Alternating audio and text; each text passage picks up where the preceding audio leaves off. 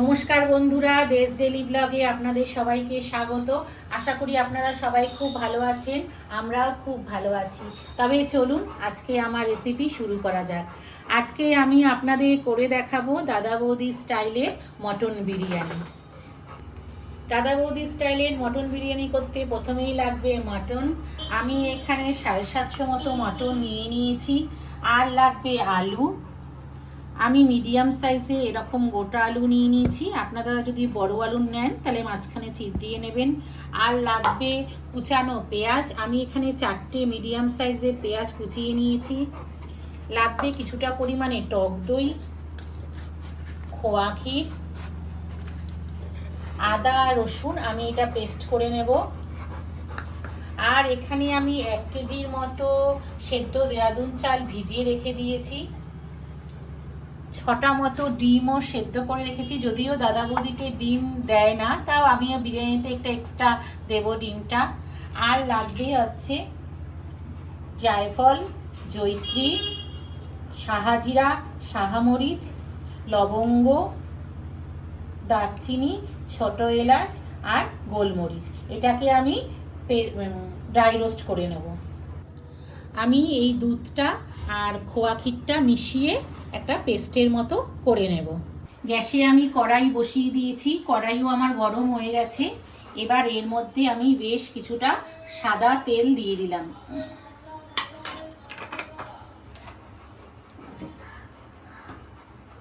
তেলটাও আমার গরম হয়ে গেছে।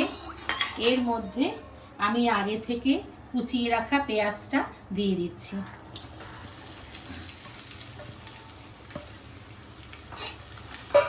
পেঁয়াজটা একদমই লাল লাল করে ভেজে নেব। পেঁয়াজটা আমার ভাজা ভাজা হয়ে গেছে। এবার এর মধ্যে আমি 2টো তেজপাতা দিয়ে দিলাম, দিয়ে আবার একটু ভালো করে নাড়িয়ে নিচ্ছি। আপনারা দেখবেন পেঁয়াজটা যেন খুব লাল হয়ে না যায়, তাহলে বিরিয়ানিটা তেতো হয়ে যাবে। এবার এর মধ্যে আমি কিছুটা পরিমাণে জল দিয়ে দিলাম। জলটা আপনারা একদম হাতের কাছেই রাখবেন, নইলে পেঁয়াজটা পুড়ে যেতে পারে।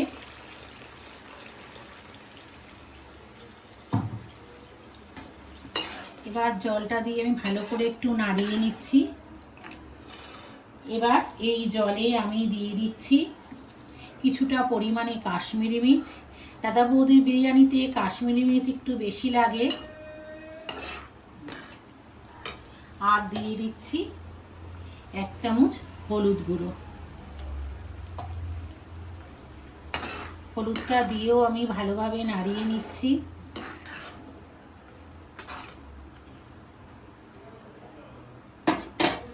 এবার এর মধ্যে আমি আলুগুলি দিয়ে দেব। আলুগুলি আমি 80% সেদ্ধ করব, আর বাকিটা ভাপে হবে। এই সময় আপনারা গ্যাসের ফ্লেমটা মিডিয়ামে রাখবেন। আর মাঝে মাঝে দেখবেন একটু আলুটা কতটা সেদ্ধ হলো। আলুটা আমার মোটামুটি সেদ্ধ হয়ে গেছে। এবার একটা পাত্রে আমি আলুগুলি তুলে নিচ্ছি।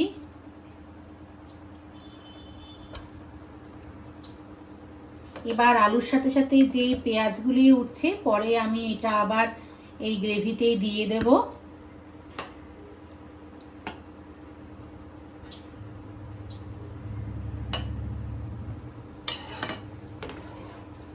এবার এই ঝোলেই আমি দিয়ে দিচ্ছি আদা রসুনের পেস্টটা,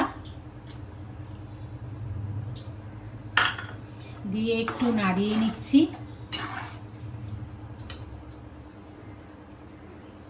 দুধ আর খোয়া ক্ষীর মিশানো পেস্টটা,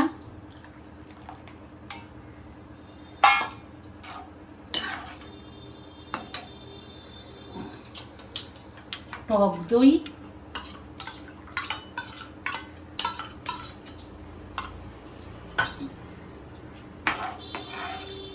টক দইটা দিয়েও ভালোভাবে নাড়িয়ে নিচ্ছি।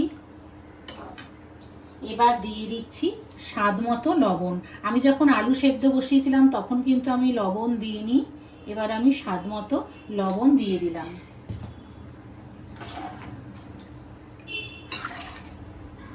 এবার এই গ্রেভিতেই আমি মটনগুলি দিয়ে দিচ্ছি। মটনটা একবার ফুটে উঠলে তারপর আমি গ্যাস কমিয়ে ঢাকা দিয়ে প্রায় 1 ঘন্টা রেখে দেব। তাতে আমার মটনগুলি 70% সেদ্ধ হয়ে যাবে। আপনারা চাইলে প্রেসারেও সেদ্ধ করে নিতে পারেন, কিন্তু তাতে টেস্টটা ঠিক মানে দাদা বৌদির মতো হবে না।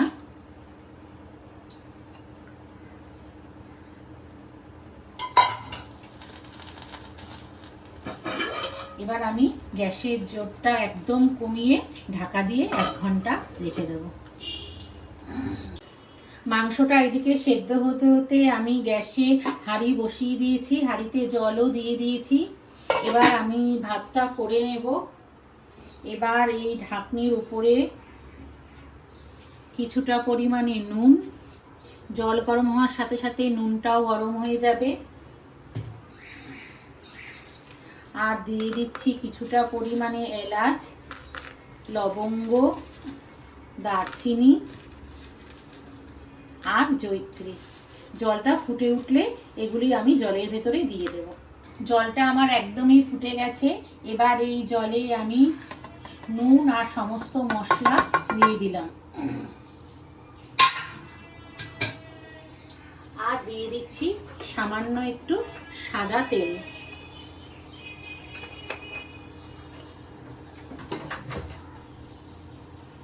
এবার আগে থেকে ভিজিয়ে রাখা সেদ্ধ দেরাদুন চালটা দিয়ে দিচ্ছি। এটাও আমি ভাতটা 70% সেদ্ধ করে নেব।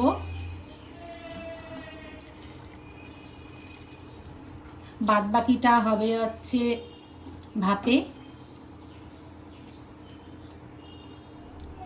মটনগুলি আমার 70% সেদ্ধ হয়ে গেছে। এবার আমি এটাকে একটা বাটিতে তুলে নিচ্ছি।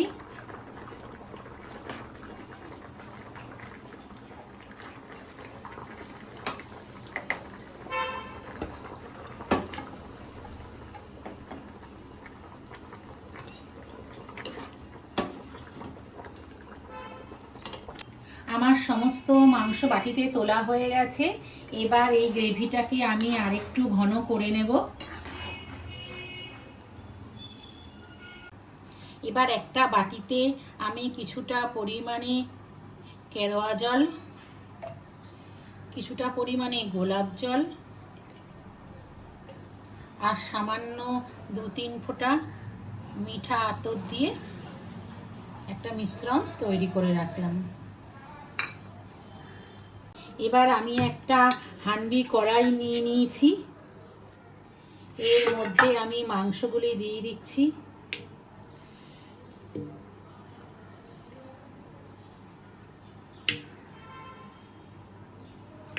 আর তার মাঝে মাঝে আলুও দিয়ে দিচ্ছি।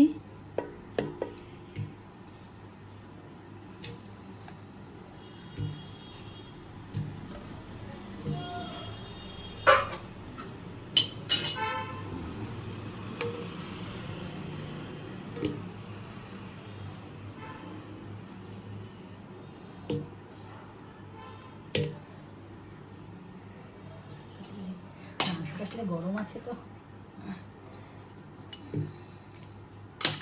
বাদ বাকি মাংসটা আমি হাতা দিয়েই দিচ্ছি, কারণ প্রচন্ড গরম, হাত দিয়ে দিতে পারছি না।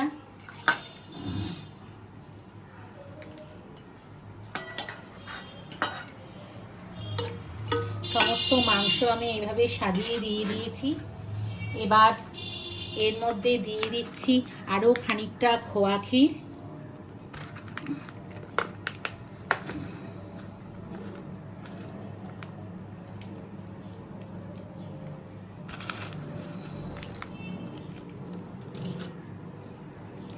এরবার দিয়ে দিচ্ছি আগে থেকে রেডি করা গরম মশলার গুঁড়োটা।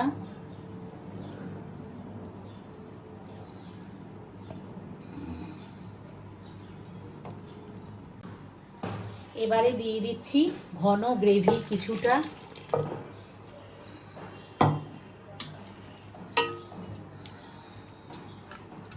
আপনারা গ্রেভিটা বুঝে দেবেন, আমার গ্রেভি আর একটু লাগবে।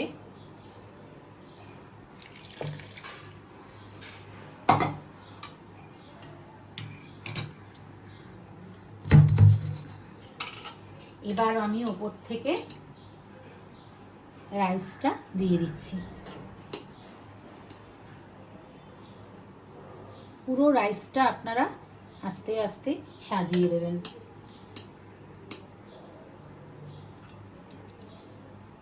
ভাতটা আমি এইভাবে একদম সেট করে দিয়ে দিয়েছি।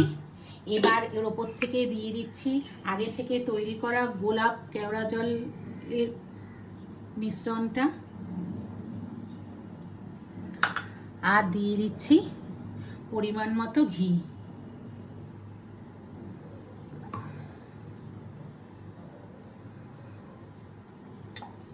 আর দিচ্ছি সামান্য লবণ।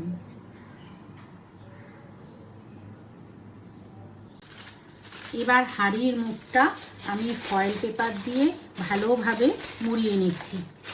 আপনারা চাইলে ঢাকনা দিয়ে তারপরে আটা দিয়েও মেখে নিতে পারেন, মুখটা সেটে দিতে পারেন।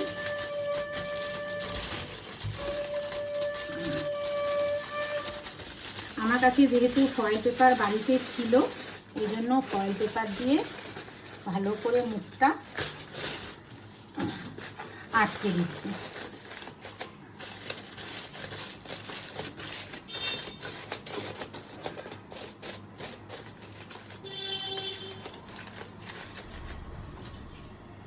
এবার গ্যাসে আমি একটা তাওয়া বসিয়ে নিয়েছি। তাওয়ার মধ্যে আমি হাঁড়িটা দিয়ে দিলাম। এই হাঁড়িটা বসানো 10 মিনিট থাকবে হচ্ছে মিডিয়াম ফ্লেমে, আর বাকি 30 মিনিট থাকবে একদম লো ফ্লেমে। এইভাবে বিরিয়ানিটা দম হবে। তারপর 30 মিনিট লো ফ্লেমে হওয়ার পর গ্যাস অফ করে আরও 25 মিনিট রেখে দেবো। আমার আজকে দাদা বৌদি স্টাইলের মটন বিরিয়ানি অলমোস্ট রেডি হয়ে গেছে। এবার খুলে দেখা যাক।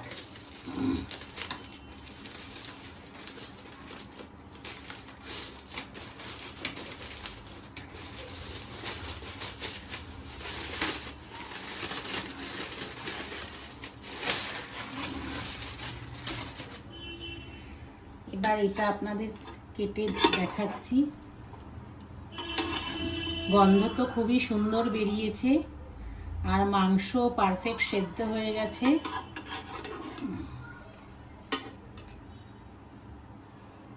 আলুটাও একদম সেদ্ধ হয়ে গেছে।